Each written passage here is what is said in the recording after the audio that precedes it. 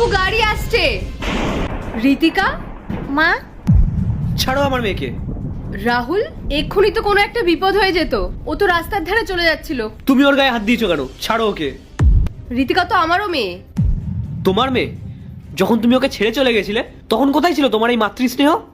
2 বছর হয়ে গেছে, তুমি একবারও ওর খোঁজ নেওয়ার চেষ্টা করেছো? ও আমার মেয়ে, একদম হাত দেবে না ওর গায়ে। রাস্তা দিয়ে কন্টিনিউয়াসলি গাড়ি যাচ্ছিল। ও তো রাস্তার ধারে চলে যাচ্ছিল।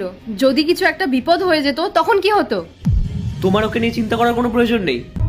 আসলে তখন আমি টাকার লোভে আর প্রমোশনের আশাতে বসের সাথে ছিলাম, তোমাকে ছেড়ে দিয়েছিলাম। হ্যাঁ, থাকো না তুমি তোমার বসের সাথে, উনি তো তোমাকে সব দিয়েছেন। নিজের স্বার্থের জন্য আমি আমার সাজানো সংসারটাকে পুরো শেষ করে দিয়েছি। তোমার কি একবারের জন্য ইচ্ছে করেনি তোমার মেয়ের সঙ্গে দেখা করতে? ও কেমন আছে ওরা একবার খোঁজ নিয়ে দেখতে? যে একজন অন্য পুরুষের জন্য তার স্বামীকে ছেড়ে চলে যেতে পারে, এখন নাকি তার মেয়ের জন্য দরদ উতলে উঠছে। হ্যাঁ মা, রাহুল, তুমি দেখেছো ও আমার কাছে আসার জন্য কিরকম ছটফট করছিল?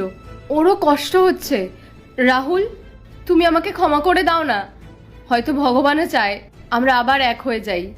আমি আমার ভুল বুঝতে পেরেছি। রাহুল, আমি আমার মেয়েকে ছাড়া থাকতে পারবো না।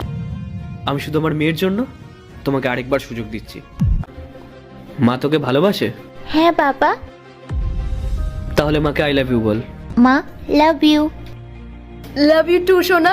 চলো।